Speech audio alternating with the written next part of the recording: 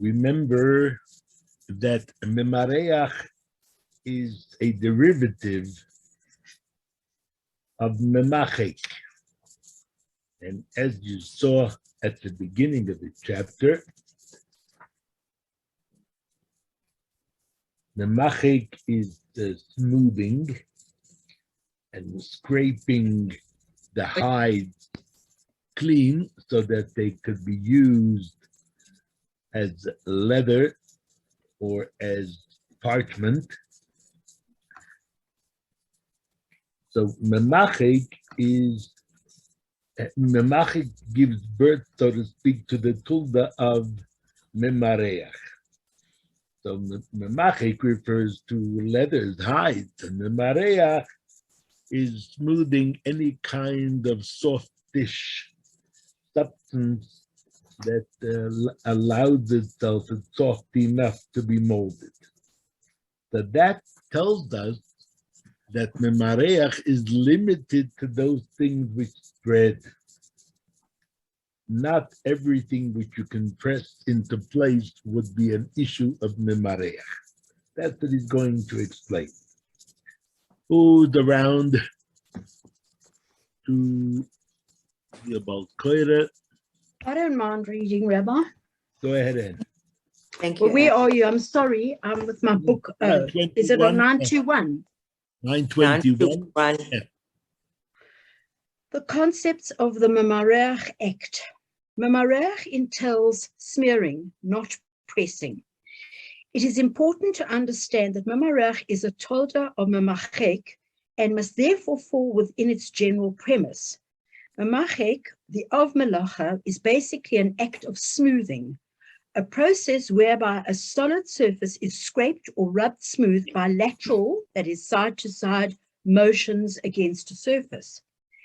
Memarayach, the tolda, is similarly a form of smoothing, with the only difference being that it is applicable to pliant, moldable substances instead of hard, solid materials.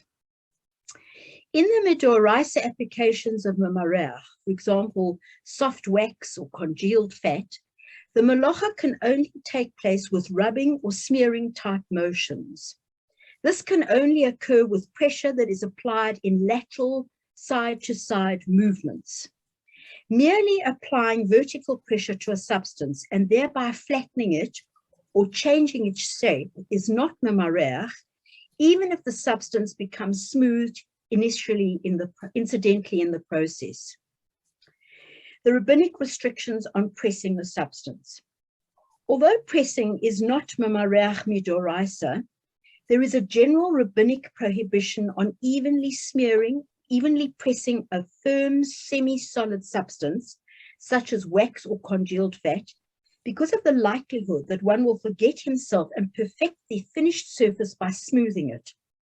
Because smoothing semi-solids is Memarayach midoraisa, the sages found it necessary to protect the melacha from serious transgression. However, interrupt you. So this is the part of the class of Gezeres, the Drabonon prohibitions, where one thing habitually leads to another. The one thing is permissible, that what it leads to is forbidden midoraisa. So Chazal forbade the initial act, lest one go on to do the next. So since typically you're bound to end up smearing when you press something on, so you're not allowed to press it on either, unless you do it in a way which is not normally done. We'll talk about that soon. However, applying ointments and creams. As explained above, Memarayach midoraisa, for example, on wax, putty, etc., entails only a rubbing action, not merely dabbing or pressing. It follows that the rabbinic substances of Memarayach, for example, creams, are within the same halachic premises as the midoraisa substances, for example, wax. Therefore, any act that is not Memarayach or on a midoraisa substance is certainly not Memarayach on a rabbinic substance. Based upon this principle, it would be permissible to press creams, ointments, etc., upon a surface as long as no lateral rubbing or smearing is done. The sages did not impose restrictions on pressing down rabbinic substances, such as ointments, since the activity is more than one step removed from any melacha midoraisa. The fact that pressing is permitted on rabbinic substances has many important ramifications, as shall be seen further. Okay, let me interrupt and explain. We discussed in past shiurim that when the Mishnah in Pirkei Avos teaches that the mandate of Chachomim to institute protective measures from the Torah, Asu Siog, make a protective fence la Torah, Anshe Knesset Hagdoila. In fact, the Anshe Knesset Hagdoila instituted the earliest Gzeiros that we know. For example, the Alter Rebbe discusses that the prohibition of against blowing shofar on Shabbos, lest a person carry it into the street, that comes from the period of the Anshe Knesset Hagdoila.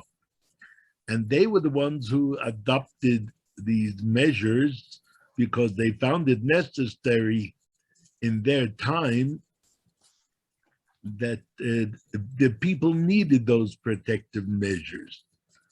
So that's their mandate, to make a fence, a protection around the Torah, and they based it on the posuk, Ushmartem es mishmarti, you shall guard that which I gave you to guard.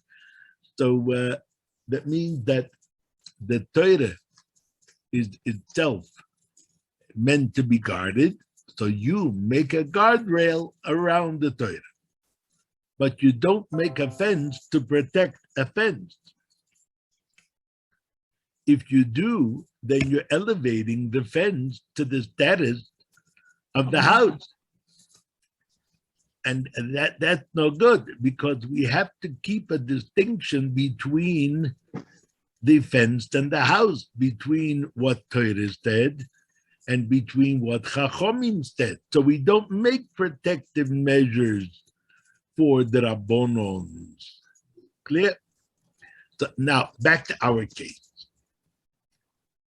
Smearing creams and ointments would itself be a Rabbonon prohibition to guard against smearing substances which min ha-Torah are considered Memarayach, like putty, kind of semi-solid stuff. Creams are not part of Memarayach min ha-Torah. They're too liquidy. Midrabonon, in order that you don't confuse the creams with, for example, wax and putty. So in order that you don't confuse them, Chazal made a protective measure not to smear creams either. Good. But if you're not even smearing the cream, all you're doing is dabbing it. Dabbing it is bechlal not memarayach min ha-Torah. You're just pressing, you're not smearing. So the only problem with pressing is that you might come to smear. So it comes out that the pressing generally, even with substances like putty and wax, the pressing by itself would not be a melacha as long as you're not smearing, even with those substances which Torah prohibits smearing. But you're not doing the smearing, you're only pressing. So what do we want to avoid? And we want to avoid a mistake where you'll think that the din is the same with creams and with wax, and from smearing creams, you'll come to smear wax. Therefore, Chachomim said, don't smear creams. But you're not smearing the cream, you're just dabbing it. So to be goizer, to make a gzeira against dabbing a cream is a double-header gzeira. You're making a gzeira to protect the gzeira, a fence to protect the fence. So that generally is not done. There are exceptions to this rule. The Gemara mentions them. I won't go into what the exceptions are now.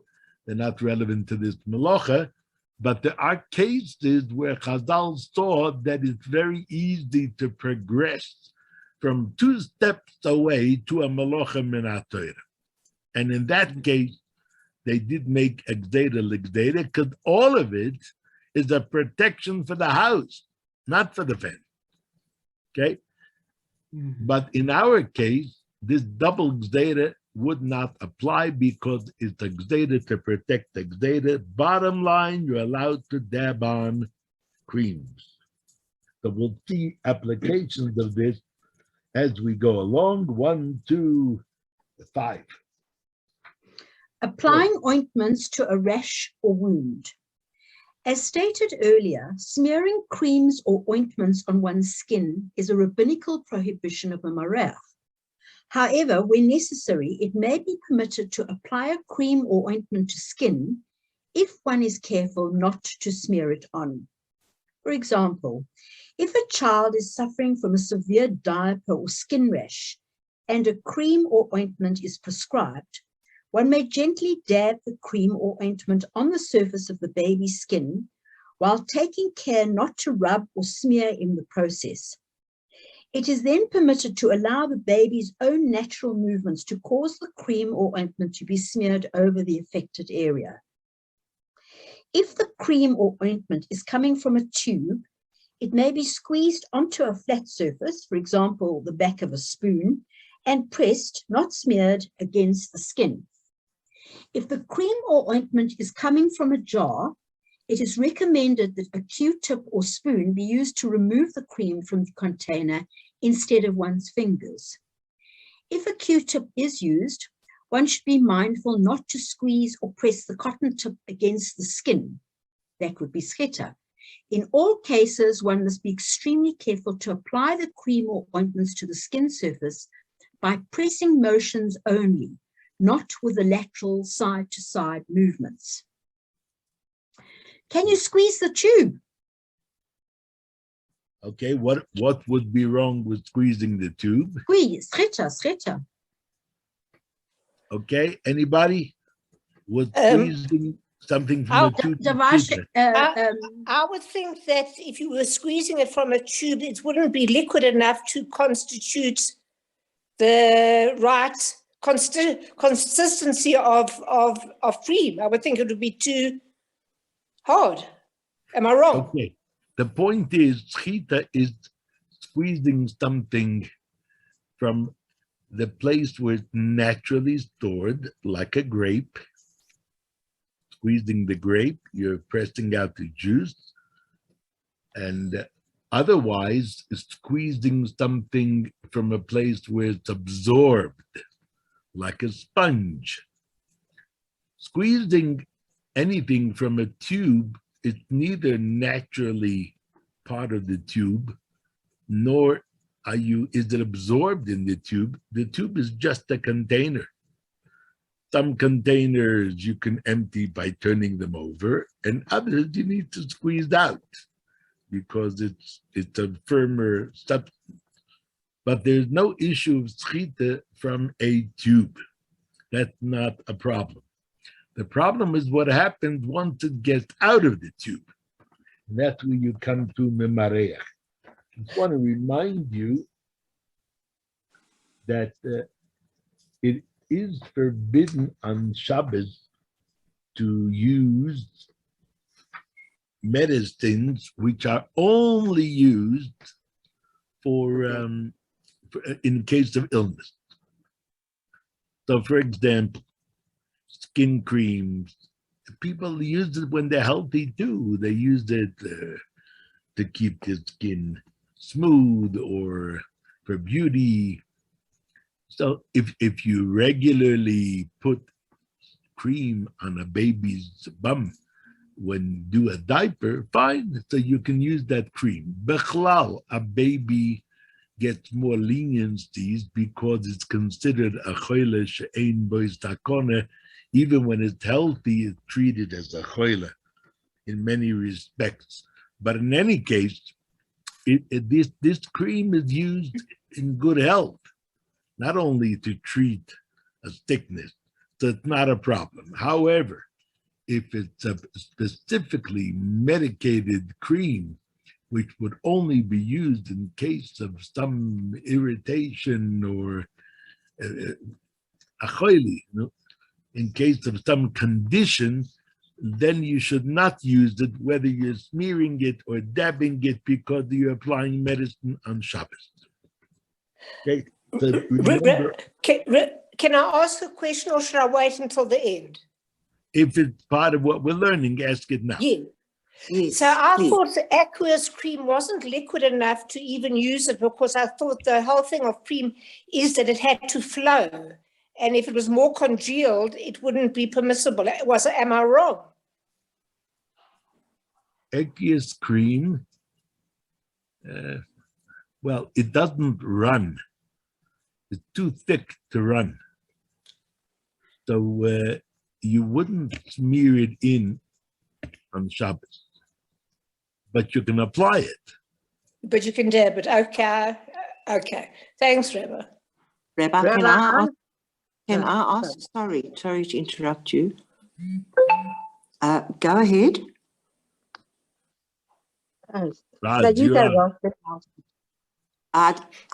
Is it not a problem? Some tubes are of a plastic material, so you're not actually changing the shape of the tube by squeezing.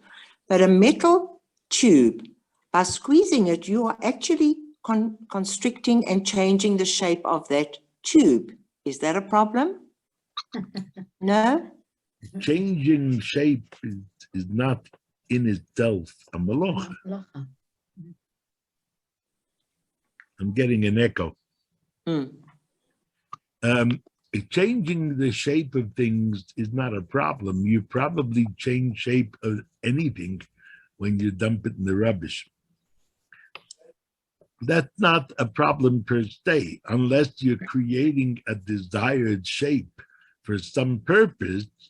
Then it could be, in certain cases, the problem of boina, which is why we learned that you mustn't make a specific chopped herring kind of mound or design.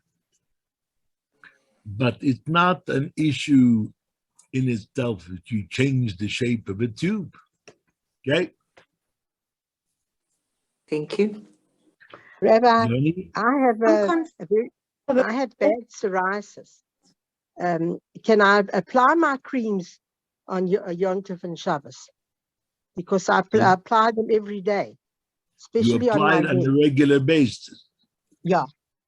That is what makes it permissible to apply it on Shabbos and Yom Tov as well. It's not some condition that flared up and suddenly you get desperate to treat it. It's an ongoing thing. So an ongoing medicine generally is okay. You do have to be careful about Memarayach, how you apply it.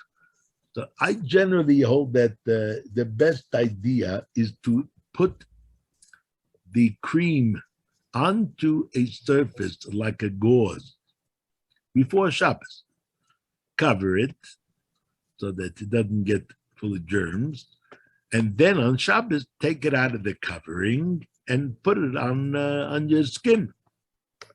So you're just pressing it and you're not smearing it. Thank you. It's a good idea. Okay. Anybody else? Rabbi Yoni? Weinberg. Go ahead, Yoni. Yoni Devimis.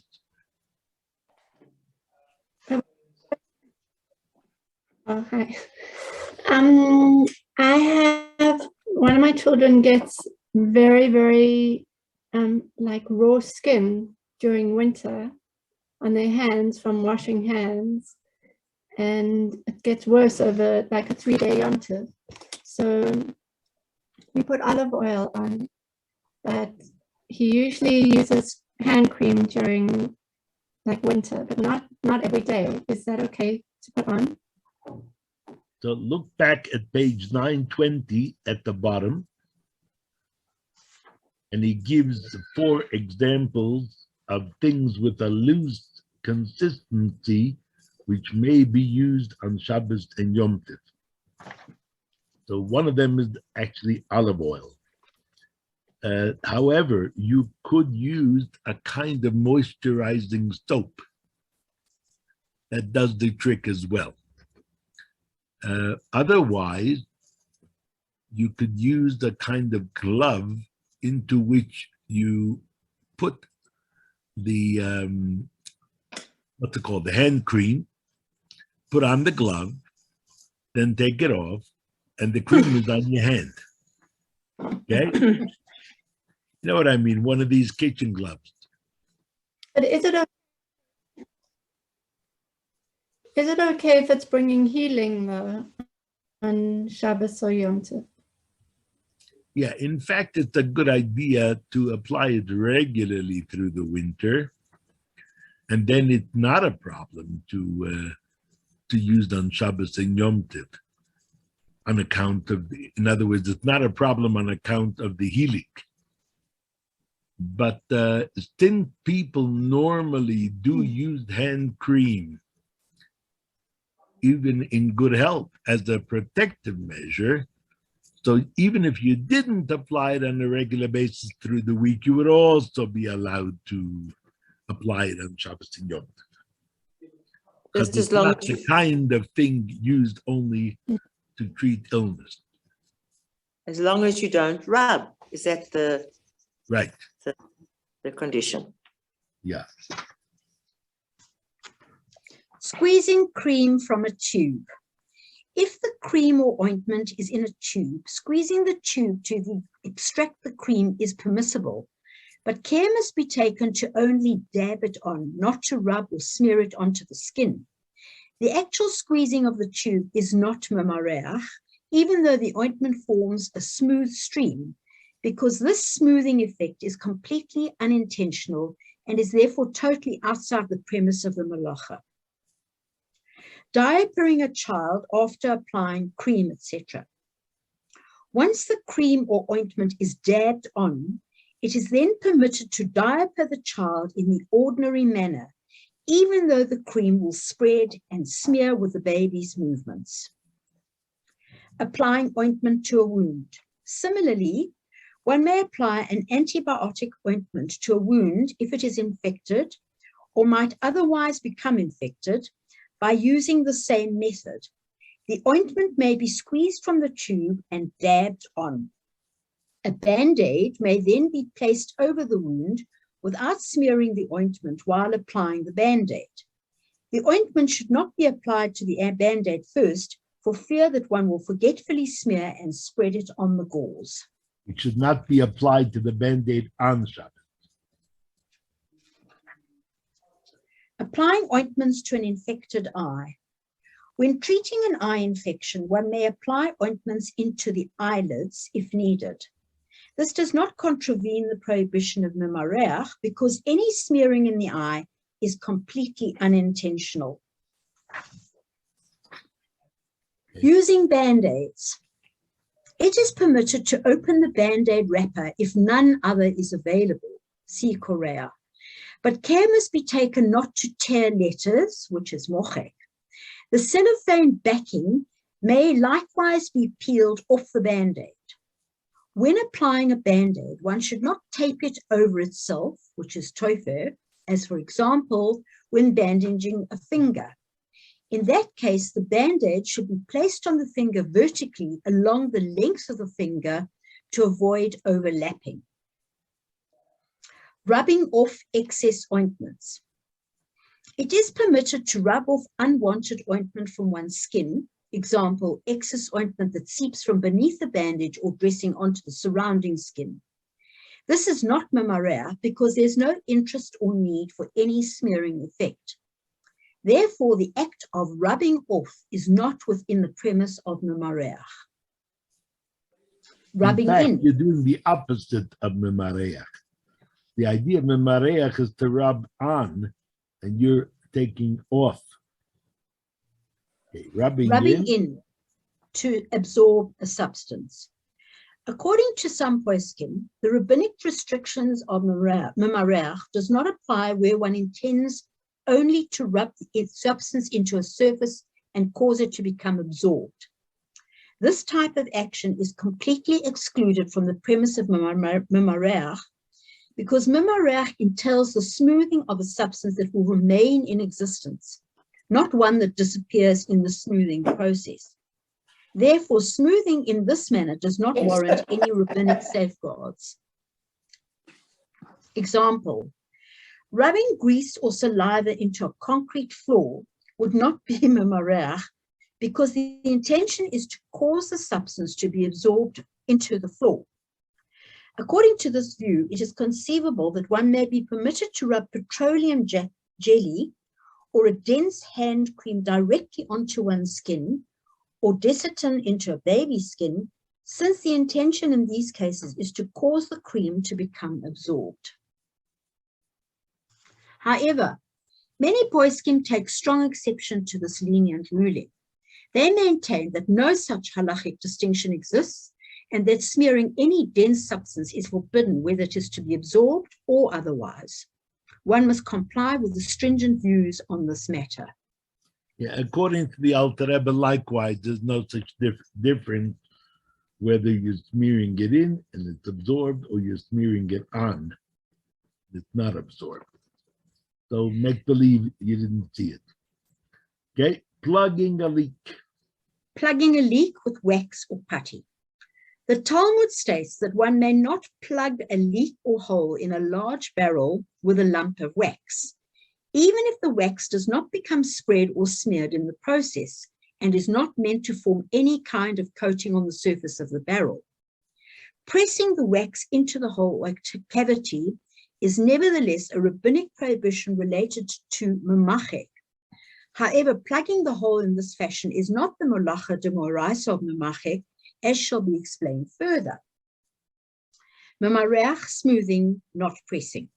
As explained earlier, the act of Memarayach entails a smearing action, lateral motions against a surface, not merely an act of pressing upon a surface.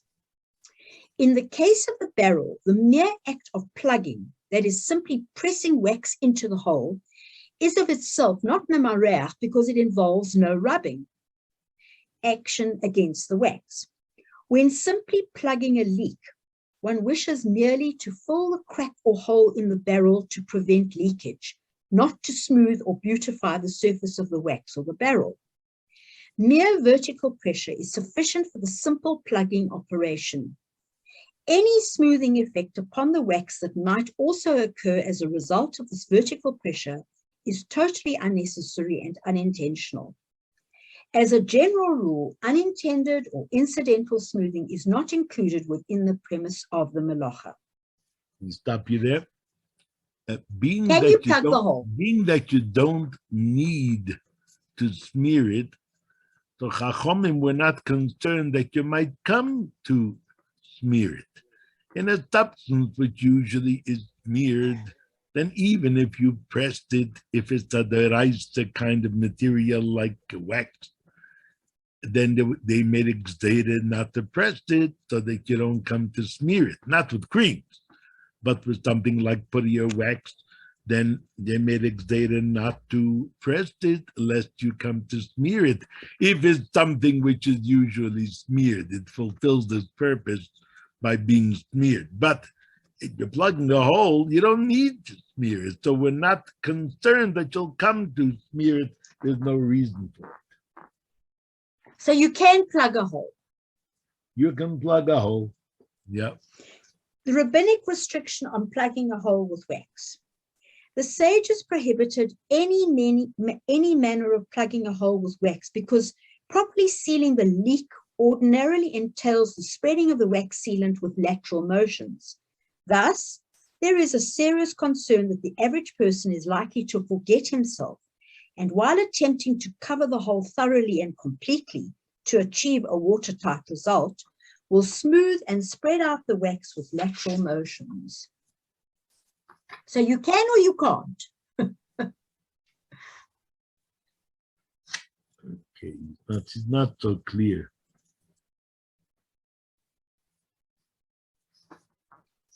Pressing wax In any case where you would ordinarily smear it on, and you would not suffice with putting a piece of the, let's say, putty into the hole, that wouldn't do.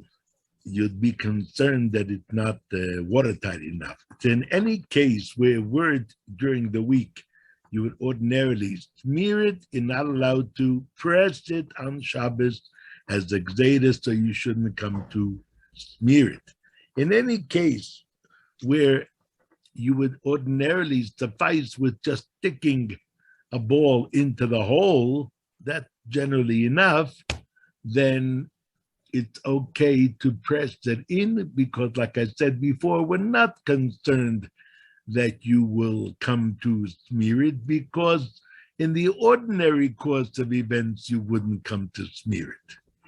So to be concerned that in this case you'll forget and you'll smear, that's not necessary to make a gzeira. Yeah. Rabbi, I can't imagine, I'm sorry to interrupt. I can't imagine us having to come into contact with wax over Shabbos, but something like press stick. Say you have something hanging up and it falls down and there's a little ball of press stick holding it up. Can you put it back on with that press stick and just give it one push? That's a completely different issue. Is that Bonnet? It could be burning on the wall, but it's more like you're causing an adhesive. It's an adhesive between two surfaces. Korea.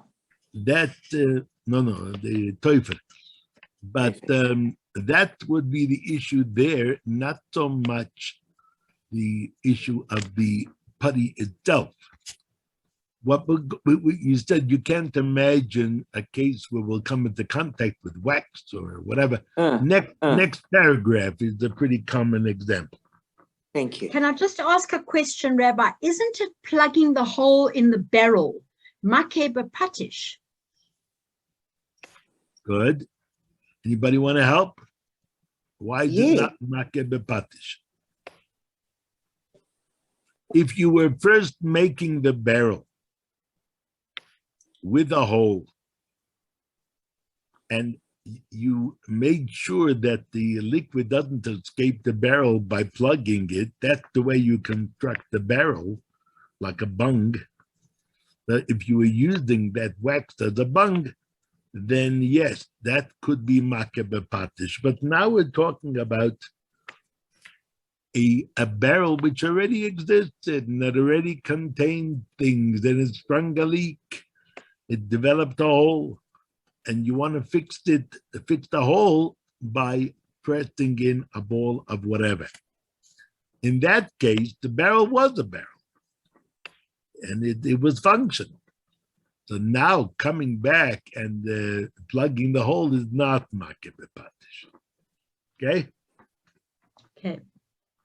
Pressing wax, smearing caulking in a crack. Pressing wax onto orthodontic braces. Based upon the stated above, it is questionable whether one may press wax against the sharp wires of his orthodontic braces, even if previously designated wax was detached before Shabbos, because of concern that he will need to further press and smooth the wax while affixing it to the wire braces. If one anticipates that he will need to apply the wax on Shabbos or Yom Tov, he must make the following preparations. 1. The measured segment of wax must be torn, cut, or otherwise detached before Shabbos, because breaking off a measured piece of wax on Shabbos is Memachaik. 2. The wax piece must be rolled and flattened to its necessary shape before Shabbos. 3. The wax piece must be pressed and fitted into its position on one's teeth before Shabbos. It may then be stored in a safe place until it will be used on Shabbos. When using the specially prepared piece of wax on Shabbos, one must carefully affix the piece with vertical pressure only, that is, without any side-to-side movements and without changing its shape in any way. The previously shaped wax should serve its purpose adequately without the need for further pressing and shaping, because it will have been perfectly fitted before Shabbos, as described in condition number 3 above. In placing it in this manner is therefore permissible. Okay. A hole. You know, they say it was only starfen, may you not need any of this. Braces nowadays still have that stuff. Sometimes. Yeah, okay. Yoni is saying something? Yeah, sometimes like braces can, like something at the back can come loose, and then there's a wire sticking into someone's gum, and they wouldn't have known that that's going to happen, so it wouldn't be something that they would prepare before Shabbos. Okay. If the brace is not wearable, the braces are not wearable because of that wire, then fixing it and making it usable would be a drabonon mistaken mono.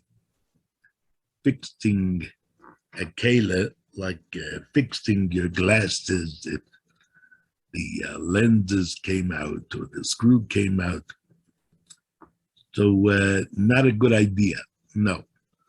Give the kid a break. Give the kid a break and let him wear it. Let him go without the braces till after Shabbos. Yes, Deborah. You're not actually fixing anything. It's just they can't take it off. It's just that it alleviates from the wire sticking into the gum. You can't take it out. That's stuck in. Oh, you can't take that out. What should you do? If it's giving you pain, then put the thing on the gum. Okay, I mean, how would you ordinarily, if it was Wednesday, how would you fix it? Go to the orthodontist. Break it off? Go to the orthodontist. Go to the orthodontist. All right. You wax on the end of it though. You're breaking up. The sound is breaking up. I'm not catching what you think, Yoni.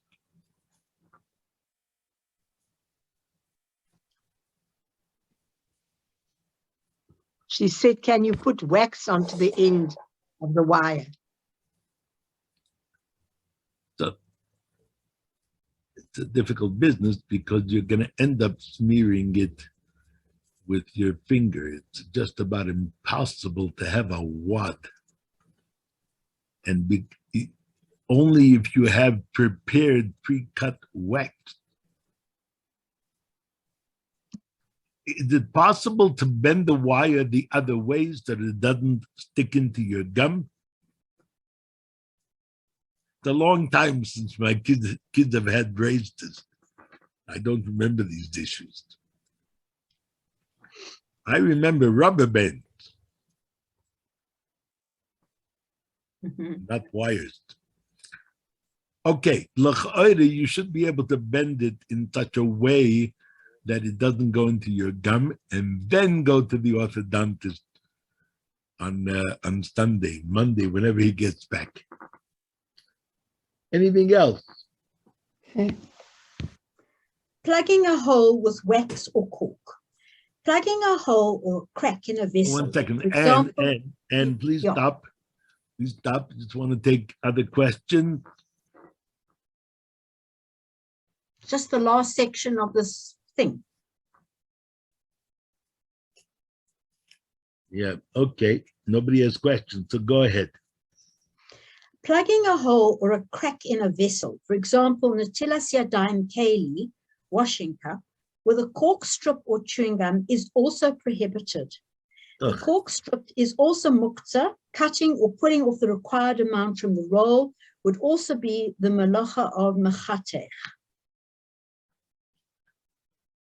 Okay. Do you want me to carry on? No. Let's stop over here. And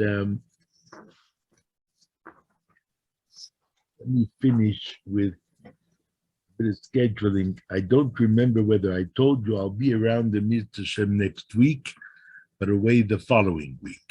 Okay? Okay, I have a question, Rabbi. Yeah. My son and I, Yisrael, had a machlokas at the Shabbos table again. He says that you once told him that you can't remove a tea bag from a cup of tea. And I remember that you can, as long as you pull it up and you did it without schita. He says no. He says you must leave the tea bag in its boiler or whatever. What I said is, imagine this is the tea bag and the box is the cup, okay? Right. What people often do is that they pull the bag out and they hold it over the cup to let the drops drip into the cup. That is boiler. Because once you got to the point where the drops are dripping down from the bag, then you're taking the drops out of the bag. You're filtering. That's what the tea bag is meant to do. You're filtering it. So that is the problem. But if you take the tea bag out and you put it down without allowing it to drip over the cup, that would be okay. There's no burden. There's one other consideration. There are people who have a habit during the week of squeezing the tea bag to get out that last bit. Now that would additionally be schita because it's absorbed in the tea bag. If you have that habit during the week, then don't remove the tea bag from the cup on Shabbos, because you'll tend to do what you do all week. I mean, we don't make shaylos on our own. But if you know that you habitually do something, you're careful. That's Yireh Shamayim. You're careful not to do what would prompt you into a malacha. Rabbi, could you remove that tea bag? Sorry. Yes, Raz. Could you not remove that tea bag with a teaspoon together with some of that tea and just drop it into a plate or something? Nice suggestion. Number one, the Alter Rebbe doesn't like the idea of removing soilless waste with some of the, what's it called? Unless you poured it off, okay? Then it would be okay. I don't think you want to do that with the tea bag. Pour the tea until the tea bag comes out. No. Number two, removing it with a spoon will itself cause schita. As you get above the water line, you're extracting the tea from the tea bag with the pressure of the spoon. That's why it's not a good idea, okay? Of course, if you hold, I don't want to get too technical, but if you put the spoon in and you scoop out the tea bag. That's what I mean. That's what you meant, okay. Yes, you scoop it out with a little bit of excess. Now, if you scoop it out, then you don't even need the little bit of liquid with it. Okay. They are totally distinct substances, the tea bag and the tea in the cup. They're not mixed with each other. They're one inside the other. So it's not considered a mixture to which boiler would apply. So you can just lift the tea bag out. But like I said, often people take out the tea bag in such a way that they don't lose the tea in the tea bag, and they press it against the side of the cup. So that's not a good idea. It's schita. Okay. That's called a storm in a teacup. Thank you. Otherwise, drink coffee. You know where it's so subtle? I always thought that the boirer was the problem of taking the tea bag out of the tea. No. But what you have mentioned is that when you remove it, that separating the tea from the tea bag itself, the drip, drip, drip, is actually the boirer. Thank you. Thank you. Okay. Chava? No questions. Use tea essence. Chava, I'm coming. Make I'm coming tea to spend essence. Shabbos That's with you, what you Chava. always did. By the way, nowadays they have coffee bags too. Yeah. Yeah. Yeah. So the same would apply. Yeah. Okay, have a good You week. know, Rabbi, Thank you Rabbi, very much. Thank you, Thanks, Rabbi. Rabbi, in England, Thank you you, get Rabbi. powdered tea. Dvorah, I missed that. Now, I told you, Rabbi, you get powdered tea in England. PG tips, I get it. Tea? Powdered Tea. tea. Okay. That's You the get- answer. You get tea granules from Israel as well. Granules. It's Yeah. instant tea. Yeah, it's instant Yeah. tea granules. Yes, it's lemon tea granules. No, that's So you have mine, coffee put in milk. bags and instant tea. Yeah. Called PG tips. Uh, Okay. Okay. Have a Thank good you, week. Rabbi. See Thank you, next Rabbi. week. Sei gesund. Be well. Thank you.